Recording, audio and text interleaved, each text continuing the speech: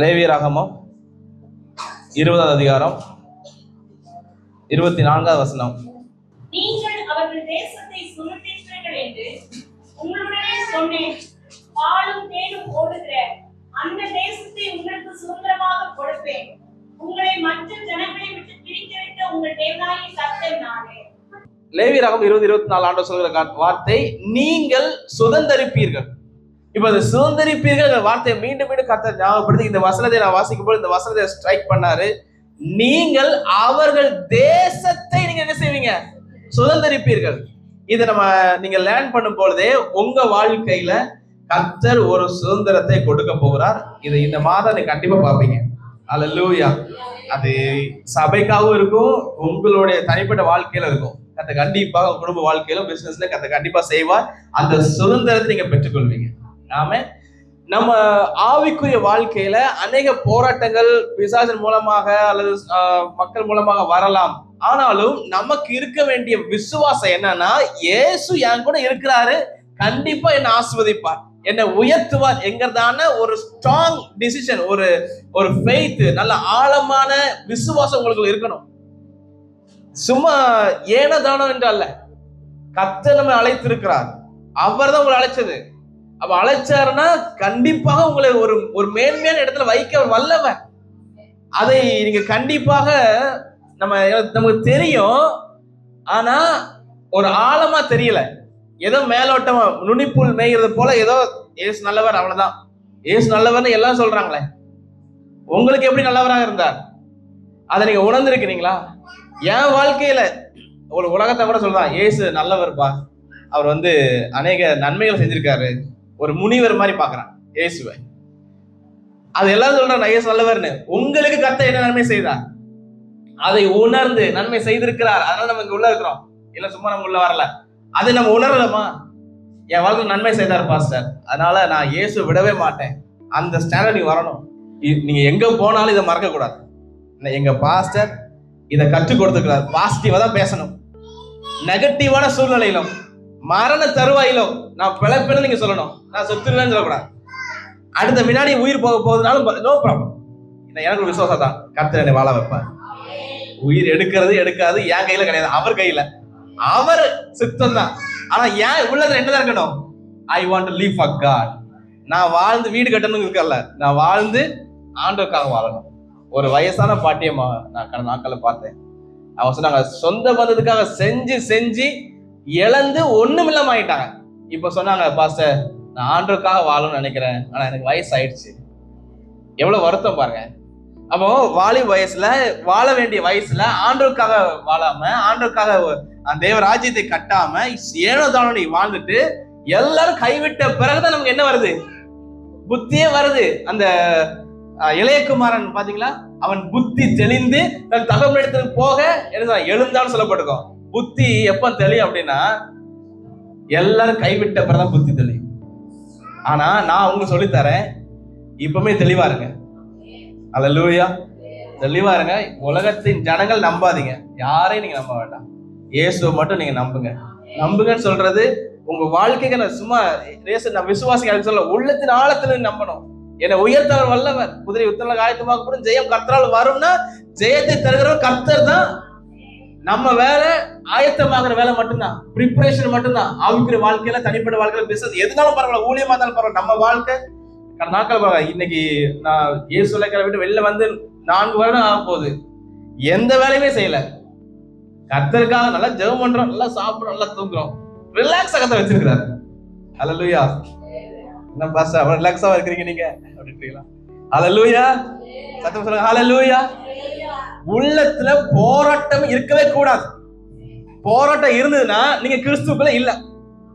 ஏன்டா ஒரு பைசா கூட இல்லாத நாட்கள் இருக்கு. நாட் ஈவன் ₹1 கூட பர்சனல் மணியே கிடையாது. இருந்திருக்கிறோம். நீங்க கேட்டு பாருங்க. யார்ட்டையும் போய் எனக்கு காசு இல்ல தாங்கன்னு கேட்டது கிடையாது. செத்தாலும் பரவாயில்ல, சிவகங்கையில மாவட்டத்துல காரைக்குடியில ஆமா இருந்திருக்கிறோம். No money at all. ₹1 கூட இல்லாம இருந்திருக்கோம். இதே இந்த ரீசன்ட் டைம்ல கூட எதை குறிச்சு கவலைப்பட போறது இல்லை. அப்போ லீபனோன் நாங்க பேசிட்டு இருக்கோம். ஆரம்ப காலத்துல ஜீசஸ் கால்ஸ்ல ஏசு அழைக்கிறதா இருக்கும் போது இதே பிரச்சனை வந்தா பதட்டமா இருக்கும், என்னடா பண்ண போறோம் அப்படின்னு, என்ன செய்யவும் தெரியலையே, மாமனாட்ட கேட்கலாமா, அப்பாட்ட 2000 அனுப்ப சொல்லாமா அப்படின்னு அனுப்ப சொல்லி நான் வாழ்ந்துருக்கிறோம்.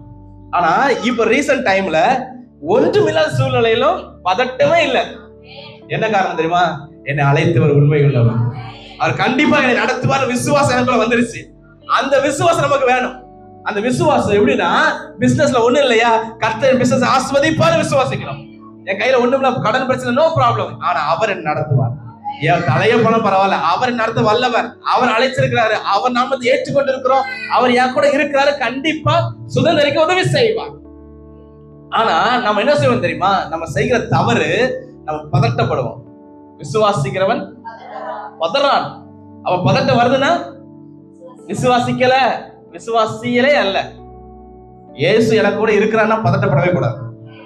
அதுக்கு அநேக நேரங்கள்ல அந்த ரியாலிட்டின்னு வரும்போது பதட்டம் கண்டிப்பா வரும்.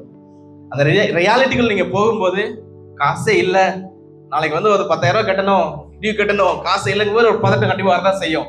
ஆனா அந்த நேரத்துல நீங்க பதட்டம் வரும், அன்னைக்கு என்ன செய்யணும்? இயேசு என் கூட இருக்கிறாரு, என்னை வழி நடத்துவா, நீங்க விசுவாசிக்கணும்.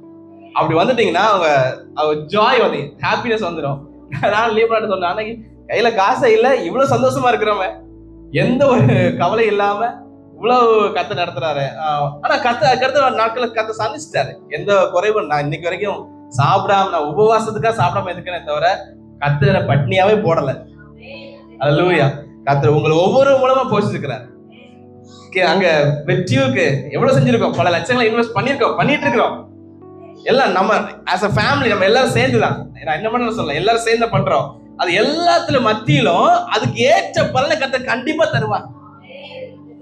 எனக்கு ரொம்ப ஒரு மகிழ்ச்சியான காரியம் எனக்கு என்ன இருக்கும் அப்படின்னா, உங்களை குறிச்சு வருகிற நாட்கள்ல ஒரு மிகப்பெரிய ஒரு உன்னதமான இடத்துல நம்ம இருப்போம்.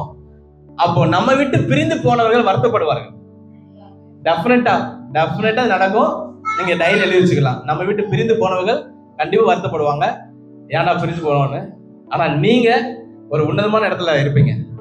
அல்லேலூயா. ஒவ்வொருத்தரும் ஒரு லீடர்ஷிப்ல நீங்க இருப்பீங்க. கர்த்தர் உங்களை கண்டிப்பா வைப்பார். அல்லேலூயா. அந்த நாட்கள்ல ஒரு கோல்டன் டேஸ் அது வரப்போகுது. ஒரு திரளான ஆத்தும அறுவடைய நம்ம ஏரியாவுல, தமிழ்நாட்டுல, இந்தியாவுல நம்ம மூலம் தருவார். விசுவாசிக்கிறீங்களா? அல்லேலூயா. அதை நீங்க கிளைம் பண்ணணும். கர்த்தர் கண்டிப்பா செய்வார். அதுல இப்படியே அப்படியே தேஞ்சு போகிற குரூப் அல்ல. கர்த்தர் கண்டிப்பா உயர்த்துகிறவன். நம்ம கண்டிப்பா உயர்த்துவா, அடுத்த லெவலுக்கு கர்த்தர் நம்ம கண்டிப்பா கொண்டு வருவார். அது அங்க சொல்லப்பட்டிருக்கு, நீங்கள் அவர்கள் தேசத்தை நீங்க என்ன செய்வீங்க? சுதந்தரிப்பீர்கள். இந்த சுதந்தரிப்பு சொன்ன உடனே ஒரு வசனம் ஞாபகத்துக்கு வந்துச்சு. யாத்திராகமம் 23:30. நீ விருத்தி அடைந்து தேசத்தை சுதந்தரித்துக் கொள்ளும் வரைக்கும் அவர்களை கொஞ்சம் கொஞ்சமாய் உன் முன்னின்று துரத்தி விடுவேன். அவர்களை கொஞ்சம் கொஞ்சமாய் உன் முன்னின்று நீங்கள் துரத்தணுமா? அவர் துரத்துவாரா? அவரே துரத்துவார். கொஞ்சம் கொஞ்சமா என்ன செய்வார்? அவர் துரத்துவார். நீங்கள் என்ன செய்வீர்கள்? சுதந்தரிப்பீர்கள். எல்லாம் சொல்லுங்க, நாங்கள் சுதந்தரிப்போம், நாங்கள் சுதந்தரிப்போம். ஆண்டவர் சொல்றாரு, இங்க இஸ்ரவேல் ஜனங்களுக்கு கொடுக்கப்பட்ட வாக்குத்தத்தம் தான். ஆபிரகாம், ஈசாக்கு, யாக்கோபு எல்லாரும் சொல்றாரு, உங்க தேசத்தை கொடுக்க போறாங்க. அந்த கானான் தேசத்தை குறித்து சொல்லப்பட்ட வாக்குத்தத்தங்கள் அங்க காலேப், யோசுவா நாட்கள்லாம் நிறைவேறுகிறது. அந்த நிறைவேறுற டைம்ல ஆண்டவர் சொல்றாரு, நீ கவலைப்படாத, கொஞ்சம் கொஞ்சமா உன்னை விட்டு விலகி போவார்கள், நீ சுதந்திரித்துக் கொள்வாய். அநேக நேரங்கள்ல ஆசீர்வாதங்கள் உடனடியாக வருவது இல்லை. நம்ம உடனடியாக எதிர்பார்க்கிறோம், உடனடியா வந்துடணும். அப்படி அல்ல. ஒருத்தர் வந்து ஒரு பாஸ்டர்ட்ட, ஒரு குழந்தை இல்லாத ஒரு அம்மாவுக்கு சிஸ்டர் ஜெபிக்க முடியாது, ஜெபம் பண்ண சொன்னாரா, 9 மாசம் பொறுத்துருங்க, கர்த்தர் குழந்தை கொடுப்பாங்க. 9 months. இன்னைக்கு கன்சீவ் ஆனாலும் 9 மாசம் பொறுத்திருக்கணும்ல. சில நேரங்கள் ஆசீர்வாதங்களை உடனே பெற்றுக்கொள்ளணும்னு நம்ம என்ன செய்யக்கூடாது, உடனே எனக்கு வந்துடணும், உடனே பில்டிங் மேல பில்டிங் கட்டணும். கர்த்தர் சில நேரங்களை வெயிட் பண்ண வைக்கிறார். ஆனால் அந்த வெயிட் பண்ற காரியம் கொஞ்சம் கொஞ்சமாக அவரே நிறைவேற்றி முடிப்பார். நீங்க பிரயாசப்பட்டீங்கன்னா ஃபெயில் ஆவீங்க. நீங்க ஒரு முடிவு எடுத்தீங்கன்னா, நான் விரும்பி ஒரு காரியத்தை கால் எடுத்து வச்சீங்கன்னா you will fail definitely. ஆனா கர்த்தர் செஞ்சாருன்னா நீங்க கஷ்டப்படவே மாட்டீங்க. கையில எது இருக்கோ இல்லையோ எளிமையா அடுத்த லெவல் நம்ம கொண்டு போயிட்டே இருப்பாங்க. அப்ப உங்களுடைய பிரயாசம், மனிதனுடைய பிரயாசங்கள் அற்ப பிரயோஜனமா தான் இருக்கும். ஆனா கர்த்தர் என்ன செய்வார்னா காரியத்தை வாய்க்கப்படுகிற கர்த்தர். அல்லேலூயா. இங்க இஸ்ரவேல் ஜனங்களுக்கு கர்த்தர் சொன்ன வாக்குத்தத்தம், கொஞ்சம் கொஞ்சமாக உன் எதிரியை துரத்தி விடுவேன், நீ என்ன பண்ணிருக்கோ, போய் பிடிச்சுக்கோ அப்படின்னு கர்த்தர் சொன்னார். அதே போலதான் உங்க வாழ்க்கையிலும் என்ன ஆசீர்வாதம் வேணுமோ அந்த ஆசீர்வாதத்தை கர்த்தர் கண்டிப்பா தருவார். கொஞ்சம் கொஞ்சமா வருமா? அல்லேலூயா. கிராஜுவலா முன்னேறாத மாதிரி இருக்கும், அப்படியே இருக்கிற மாதிரி இருக்கும். டெஃபினட்டா அடுத்த லெவல் நமக்கு அதை கொண்டு வந்திருப்பான். அல்லேலூயா. சோர்ந்து போக கூடாது. அப்போ நீங்கள் அவர்கள் தேசத்தை சுதந்திரிப்பீர்கள் என்று உங்களுக்கு சொன்னேன். பாலும் தேனும் ஓடுகிற அந்த தேசத்தை உங்களுக்கு சுதந்திரமாக கொடுப்பேன். இங்க இதுவும் அந்த தேசம் எப்படிப்பட்ட தேசம்? இன்னைக்கு தேன் கூட்ட பார்க்க முடியுதா? அந்த நாட்கள்ல நம்ம ஸ்கூல் படிக்கும் போதெல்லாம் கருவக்காட்டுல எங்க பார்த்தாலும் தேன் கூட்டம், அங்கங்க குட்டி குட்டியா இருக்கும், ஏகப்பட்ட காரியம். இன்னைக்கெல்லாம் நான் தான் பார்க்கலையான்னு தெரியல, பார்க்க முடியல. இங்க என்ன இருக்கு? பாலும் தேனும் ஆறா ஓடுது. ஒரு தேன் கூட எடுத்து இன்னைக்கு யாராவது அந்த ஹனில, நீங்க லயன் டேட்ஸ் ஹனி பேரக்கூடாது, டிமார்ட் பேரக்கூடாது, அது என்னது ஹனிகோம் சொல்லுவாங்க இல்லையா, தேன் அடை. அந்த அதுல எடுத்து நீங்க தேன் சாப்பிட்டுருக்கீங்களா? கிராமத்துல இருந்தா நீங்க சாப்பிட்டுருப்பீங்க. நீங்க சாப்பிட்டுருக்கீங்களா? கண்டிப்பா.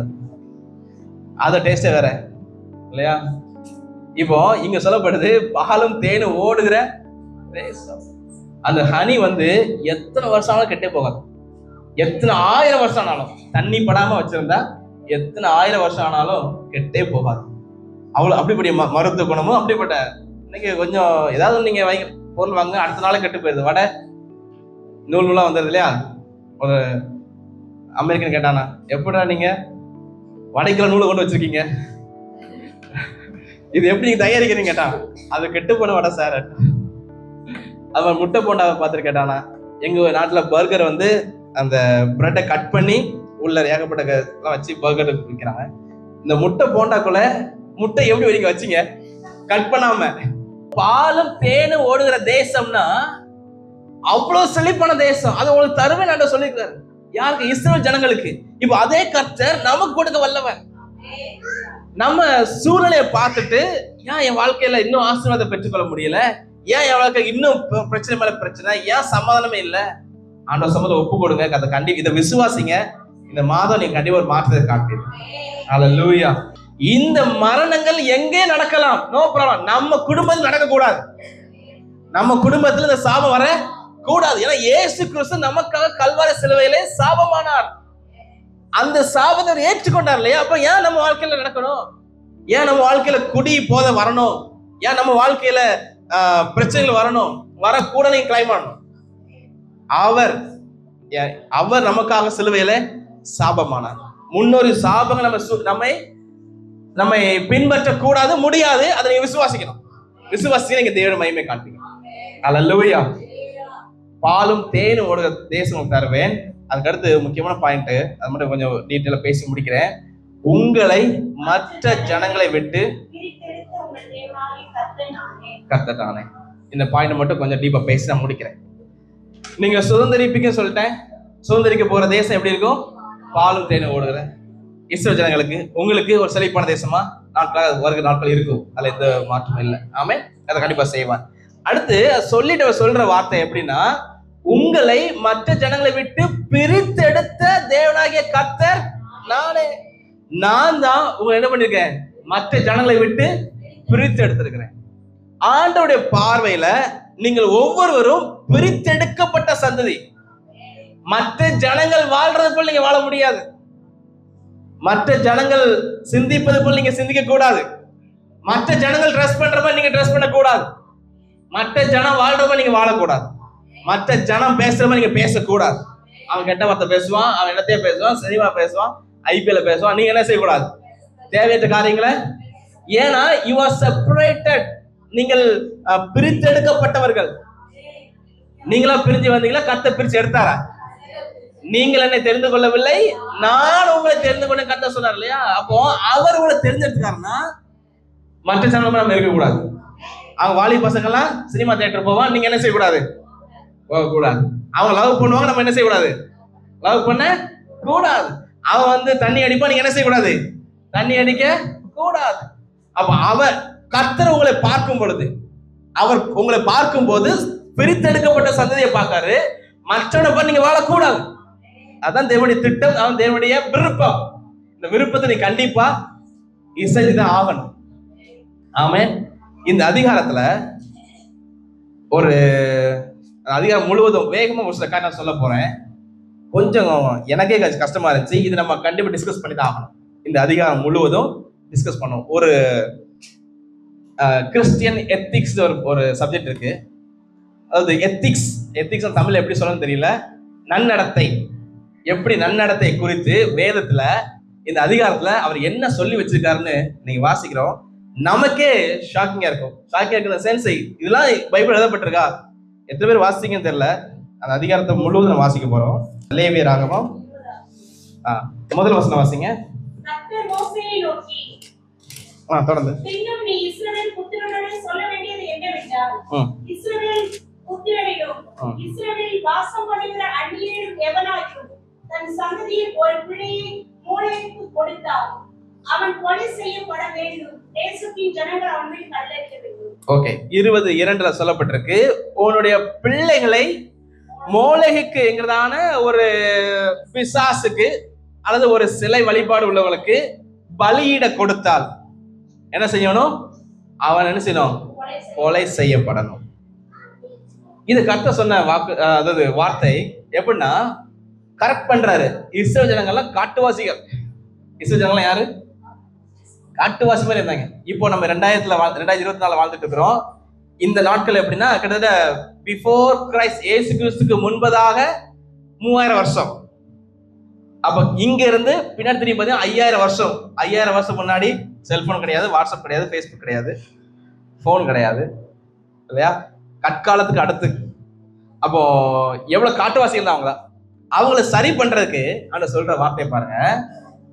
நீ அந்நிய தெய்வத்துக்கு பலியிட்டால் உன் பிள்ளைய நரபலி கொடுப்பதற்காக நீ கொடுத்துட்டேன்னா நீ என்ன செய்யணும்?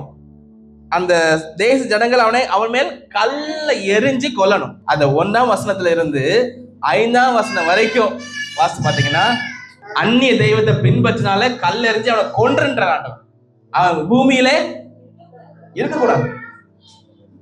அப்போ ஒரு சிலர் இன்றைக்கும் ரட்சிக்கப்பட்ட பின்பும் அந்நிய தெய்வத்தை பின்பற்றி போறாங்க. இது பழைய ஏற்பாடு தான். இப்போதைக்கு அப்படி செய்ய மாட்டோம். ஆனா ஆண்டவருடைய இருதயத்தை நீங்க பாருங்க. The heart of God, it is written. இது நடந்திருக்கு, வரலாறு இது. ஆண்டவர் எப்படி எழுதி வச்சிருக்காரு பாருங்க. நீ பூமியில வாழ தகுதி இல்லாதவன். எவ்வளவு ஸ்ட்ராங்கா ஆண்டவருடைய இருதயத்துல இருந்து அவனை கொன்று சொல்லியிருப்பாரு. இன்றைக்கு அந்த மாதிரி காரியங்கள் நடக்காவிட்டாலும் நம்ம இத ஆண்டவருடைய இருதயத்தை நீங்க யோசித்து பார்க்கணும். இந்த மாதிரி ஸ்ட்ராங்கா சொன்னவர் தான் நம்ம கர்த்தர்.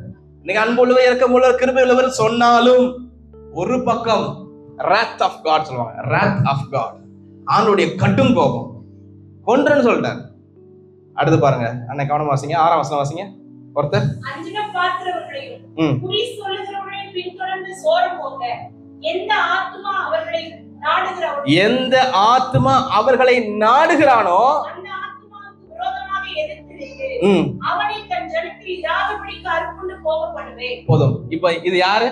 குறி பார்க்கிறவர்கள், கேட்கிறவர்கள், அல்லது இன்னொன்னு ஒரு அட்டை வச்சிருப்பீங்களே ஜாதகம் பார்க்கிறவர்கள் என்ன செய்யணும்? யார் வீட்டுல ஜாதகம் இருக்கோ தயவு செய்து என்ன பண்ணிருங்க, அது பார்க்க கூடாது. பைபிள் சொல்லுது, குறி சொல்கிறவர்கள், அஞ்ஞனம் பார்க்கிறவர்கள், குறி சொல்கிறவர்களை நாடி பின்பற்றி போகிறவர்களும் கொலை செய்யப்படணும். பின்பதி வாசி பாத்தீங்கன்னா அதை பார்க்கிறவனும் அந்த குறி சொல்றாங்க பாத்தீங்களா, குறிகாரர்கள், அவங்களும் கல்லெறிஞ்சு கொன்றுன்றார். இஸ்ரவேல் ஜனங்கள்ல இருக்கவே கூடாது. 9 வாசிங்க பார்க்கலாம்.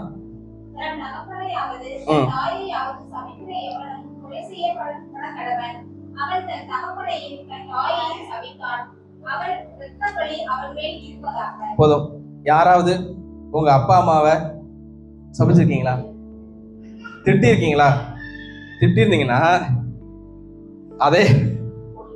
அதே கல்லெறிந்து கொன்ற வேண்டியதான். அப்பா அம்மாவை நீங்க என்ன செய்யக்கூடாது? அப்பா அம்மா அதாவது தீமை செய்யட்டுமே, நீங்க சபிக்க கூடாது. தீமை செஞ்சாலும் அது கர்த்தர் பார்த்துடுவார்.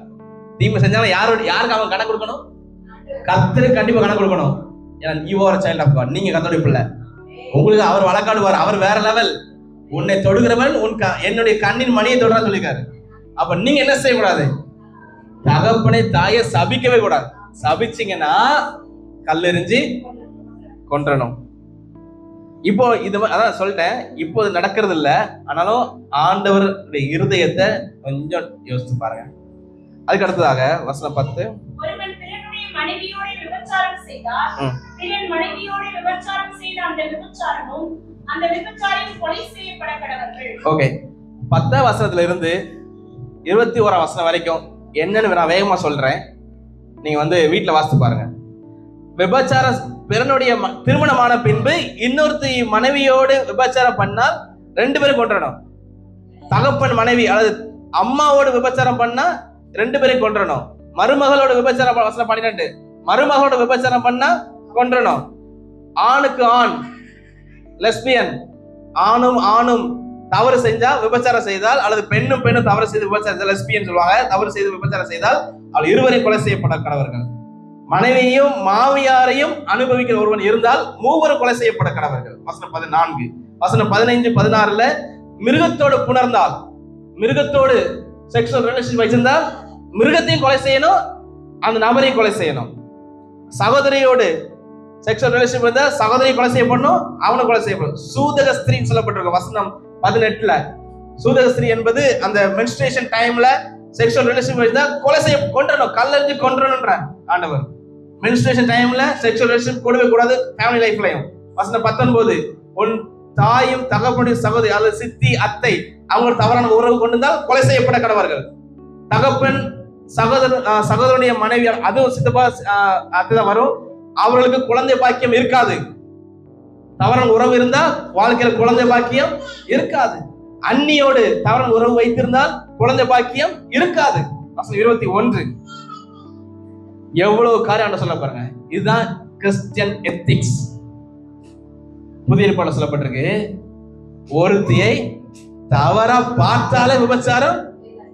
அப்ப இதன்படி பார்த்தா எத்தனை பேர் கொலை செய்யப்பட கடவர்கள் இங்க இருக்கிறோம் பாத்துக்கோங்க. எவ்வளவு பெரிய ஷாக்கிங்கான இதான். இட் இஸ் ரிட்டன், இது வேதத்துல எழுதப்பட்டிருக்கு. நீங்க ஒரு சில வாசிக்காம இருக்கனால நான் தெளிவா சொல்லிருக்கேன், வீட்டுல வாசிச்சு பாருங்க. எவ்வளவு பயங்கரமான கர்த்தர், விபச்சாரத்துக்கு எதிர்த்து நிக்கிற கர்த்தர். ஐயோ, அது அவர் ஒரு ஊழியக்காரர் சொல்லுவாரு, புழு புழுந்து இளம்பான்னு சொல்லுவாரு. ஃபேமிலி ரிலேஷன்ஷிப் விட்டு நீங்க வெளியில தவறு பண்ணால் யூ வில் டை, மரணம் தான். ஒருவேளை இன்னைக்கு உடனே மரணம் நடக்காம இருக்கலாம். இன்னைக்கு பாருங்க, இன்னைக்கு உலகத்தில் நடக்கிற காரியங்களை யோசிச்சு பாருங்க, வெளிநாடுகள்ல யோசிச்சு பாருங்க, எவ்வளவு தவறான உறவுகள் பிஃபோர் மேரேஜ் ஆஃப்டர் மேரேஜ். ஆனா பைபிள் என்ன சொல்லுது? ஒருவனுக்கு ஒருத்தி மட்டும்தான். ஆனால் பிசாசவன் இச்சைகளை தூண்டி தூண்டி தவறு செய்ய தூண்டுகிறது. தேவனுக்கு விரோதமாக செயல்படுகிற காரியம். நான் சபையில கண்டிப்பா பேசிட்டு ஆகணும். அதான் கத்த நான் ரொம்ப ஜெபத்தோடு அதை பேசிக்கொண்டு இருக்கிறேன். நமக்கு தெரியணும், நம்ம பிள்ளைகளை கற்றுக் கொடுக்கணும். ஆண்டவருக்கு பிடிக்காத காரியம் பார்த்தாலே இருதயத்துல நினைச்சாலே விபச்சாரம் செய்து ஆயிற்று. மத்திய 5ஆம் அதிகாரத்துல வாசித்து பாருங்க. அப்ப ஆண்டவருடைய விருப்பம், ஆண்டவருடைய எண்ணம், ஒரு ஹியூமன் ரேஸ் இப்படிதான் இருக்கணும், ஒரு மனித குலம் இப்படிதான் இருக்கணும், ஒருவனுக்கு ஒருத்தி தான் இருக்கணும்.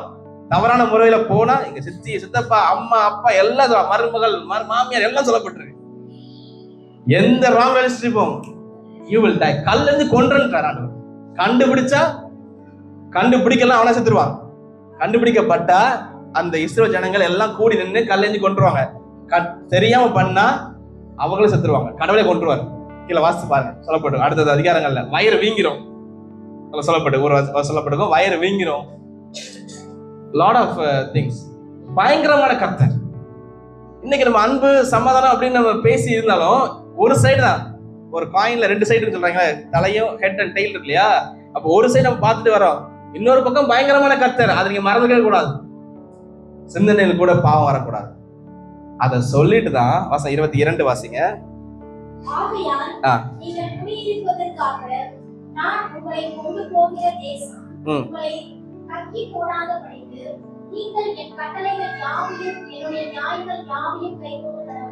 ஆமென்.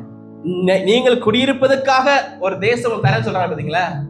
அந்த தேசத்தை கர்த்தர் கொடுக்கும் பொழுது அந்த தேசத்துல என்ன சொல்ற, உங்களை கக்கி போடாத படிக்கினா ஒரு பிரச்சனை பாடல்கள் வராத படிக்கு என் கட்டளைகள் யாவையும் கைக்கொள். உங்களை ஒரு தேசத்தை கொடுப்பேன்னு சொல்லிட்டாரு. அது ஏதோ பொசிஷன் நீங்க வாங்க போறீங்க, ஒரு ஆசீர்வாதம் பெற்றுக்கொள்ள போறீங்க. அந்த ஆசீர்வாதத்தை பெற்று நீங்க வாழும்போது ரொம்ப ரொம்ப கேர்ஃபுல், ரொம்ப ரொம்ப கவனமா இருக்கணும். சிந்தனையில, வாழ்க்கையில, செயல்ல, பேசுறதுல ரொம்ப ரொம்ப கவனமா இருக்கணும். ஆண்டவருடைய கட்டளைகள் யாவையும் நீங்க கை கொண்டாதான் 23 வாசிங்களேன். நான் உங்களுக்கு முன்பாக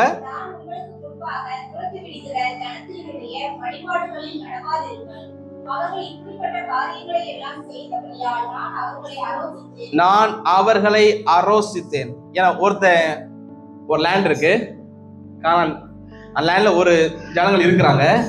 ஆண்டவர் அவங்களை துரத்தி விட்டுட்டு நம்மளை கொண்டு போய் வைக்கிறாரு, இஸ்ரவேலை கொண்டு வைக்கிறாரு. ஏன் அவங்களை துரத்துறா தெரியுமா? அவங்க அனைவருமே ஆண்டவருக்கு விருப்பம் இல்லாத அல்லது அதுல என்ன வழிபாடு சொல்லப்பட்டிருக்கு, என்ன வழிபாடா இருக்கும்னா அது சிலை வழிபாடாதான் இருக்கும். சிலை வழிபாட்டை பின்பற்றி நடந்தவர்கள் கர்த்தரை வெறுத்ததுனால அவங்களை துரத்துக்கிறார். இப்ப அவங்களை துரத்து நம்ம கூட வச்சிருக்காரு இல்லையா, நீங்க அதை செஞ்சீங்கன்னா உங்களே துரத்துவார். நான் சொல்ல வரது புரியுதா? உங்களுக்கு ஒரு லேண்டை கொடுத்துருவாரு, இருந்து அவனை துரத்திட்டு அவனை கொடுக்குறாரு. நீங்க கர்த்தருக்கு பிரியமா இருந்தாலும் நீங்க தக்க வச்சுக்கொள்ள முடியும். நீங்க கர்த்தருக்கு பிரியம் இல்லாத ஆயிட்டீங்கன்னா உங்களை துரத்திட்டு இன்னொரு ஆள் கூட வச்சிருவாரு. அதான் கத்து சொல்றேன். அப்போ நம்ம எந்த அளவுக்கு இப்ப நான் ஆஸ்வதிக்கப்பட்டேன் நல்லாங்க பாஸ்டர் அப்படின்னா, நிக்கிறேன் சொல்கிறவன் விழாதபடிக்கு பி கேர்ஃபுல், எச்சரிக்கையா இருக்கணும். நான் நிக்கிறேன் பெர்ஃபெக்ட் அப்படின்னு சொல்றதுக்கு யாராலும் முடியாது. இன்னைக்கு நிக்கிற மாதிரி இருக்கும். அதாவது பாஸ்டர் சொன்னாரு, நம்ம வலிக்கு போயிட்டே இருப்பாங்களா, வலிக்கு போயிட்டு இருக்கோன்னே தெரியாது அவங்களுக்கு, விழுந்த பிறகு தெரியுமா ஆகா விழுந்துட்டோன்னு. அப்போ நான் நிக்கிறேன்னு நம்ம யாரும் சொல்றதுக்கு இல்ல, இட்ஸ் ஆல் காட்ஸ் கிரேஸ். அவருடைய கிருபை தான் நமக்கு வேணும். தனிப்பட்ட வாழ்க்கையில, ஆவிக்குரிய வாழ்க்கையில, குடும்ப வாழ்க்கையில, ஊழியத்துல அவருடைய கிருபை இல்லாம நீங்க எதுவுமே செய்ய முடியாது. அப்போ ஆண்டவர் இந்த அதிகாரம் முழுவதும் நீங்க வாசித்த ரியலி எவ்வளவு ரொம்ப ஷாக்கிங்கா இருந்துச்சு. அந்த புதிய ஏற்பாடு வசனத்தை கம்பேர் பண்ணும்போது மனசு நினைச்சிருந்தாலே வாலி வயசுல எவ்வளவு நினைச்சிருப்போம், நினைச்சிருந்தாலும் விபச்சாரம் செய்தாயிட்டு சொல்லி கொடுக்காம எவ்வளவு விபச்சாரம் பண்ணிருப்போம். அப்புறம் ஆண்டு ரொம்ப நான் ஒப்பு கொடுத்தேன். அடுத்து நீங்க உங்களோட கூட பேசியிருக்கிறாரு, நீங்களும் ஒப்பு கொடுங்க. ஒருவேளை பிசிக்கலா நம்ம தவறு பண்ணாம இருக்கலாம், இருதயத்துல பண்ணிருக்கோம், ஒப்பு கொடுங்க. காட் நெவர் லைக் யூ, அதுல விருப்பதே இல்லை. கர்த்தர் சமூகத்துல இந்த காரியங்களை அர்ப்பணிச்சு இதை சொல்லிட்டு சொல்றாரு. நான் மீண்டும் சொல்லிடுறேன், பிள்ளையை அந்நிய தேவதை பலி கொடுத்தால் குடும்பத்தை கல்லெறிஞ்சு கொல்லணும், ஜாதகம் பார்க்கிறவர்களை கல்லெறிஞ்சு கொல்லணும், ஜாதகம் பார்த்தவனையும் கொல்லணும், பார்க்கிறவனையும் கொல்லணும், தகப்பனை சபிச்சா கல்லெறிஞ்சு கொல்லணும், விபச்சாரம் செய்தா கல்லெறிஞ்சு கொல்லணும். அதுக்கு ஆணுடைய கட்டளை கை கொண்டு நடந்தால் நீங்கள் அவர்கள் தேசத்தை சுதந்திரிப்பீர்கள். அதான் வாக்குத்தத்தம் 24. அதுக்கு முன்னாடி இவ்வளவு பாயிண்ட் இருக்கு, இதெல்லாம் சொல்லாம நான் சொல்ல முடியாது. அப்போ நீங்க சுதந்திரிக்கணும்னா இதெல்லாம் நம்ம வாழ்க்கையில இருக்கா செக் பண்ணி பார்ப்போம். விக்கிரக ஆராதனை மட்டும் இல்ல, வேத சொல்லப்பட்டிருக்கும் பொருளாசை ஆகிய விக்கிரக ஆராதனை. பொருளாசை நம்மகிட்ட இருக்கா? பொருள் ஆசை இருக்குன்னா அதே விக்கிரக ஆராதனை தான். பக்கத்து இருக்காரங்க ஃப்ரிட்ஜ் வாங்கிட்டா நம்ம ஃப்ரிட்ஜ் வாங்கிடணும், டபுள் டோர் வாங்கிடணும். பக்கத்து இருக்காரங்க கார் வாங்கிட்டா நம்ம கார் வாங்கிடணும். அவன் பெரிய வீடு கட்டினா நம்ம பெரிய வீடு கட்டிடணும். இது விக்கிரக. உங்களுக்கு தேவையா? ஆடி காரோட வாங்க, தப்பே கிடையாது. அடுத்த வாங்கிட்டா நீங்க வாங்கினீங்கன்னா தப்பு. நான் கார் கூட தப்பு கிடையாது. நான் காரை மாற்ற போறேன், கண்டிப்பா ஒரு பெட்டர் காரை தருவான்னு விசுவாசிக்கிறேன். கார் மாற்றணும். அன்னைக்கு பட்ஜெட் போட்டு வச்சிருக்கேன், 2 கோடி ரூபா, 2 கோடி ரூபாய்க்கு பட்ஜெட் போட்டு வச்சிருக்கேன். போட்டு ஜோம் பண்ணு வெற்றியில் உட்காந்து எழுதிட்டு இருந்தேன். எழுதி எவ்வளவு பட்ஜெட் ஆகும்னு பார்த்து டோட்டல் பண்ணா 1,87,00,000 வந்து நிக்குது. ஆகா இவ்வளவா? அதுல எனக்கு கார் சேர்க்காம விட்டேன், அது சேர்த்தா வந்துடும் 2 crores வந்துடும். எவ்வளவு ஆண்டவர் வந்து எவ்வளவு இரக்கமுள்ள கர்த்தர், அவர் எவ்வளவு அன்புள்ள கர்த்தர். அவர் எதிர்பார்க்க செஞ்சிருக்க போதும். இதுதான் அவர் எதிர்பார்க்கிறார். அந்நிய தெய்வத்தை பலியிட்டாத, அந்நிய தெய்வத்து பக்கம் போகாத. இன்னைக்கு காலையில 1 Corinthians 8 இன்னைக்கு தியானிச்சோம். சூப்பரான ஆண்டவர் பேசினார் இல்லையா? அதில் கவனமா இருப்போம். உங்க வாழ்க்கை ரொம்ப ரொம்ப முக்கியம். ஆண்டு அர்ப்பணிப்போம். கர்த்தர் பெரிய காரியம் செய்வார்.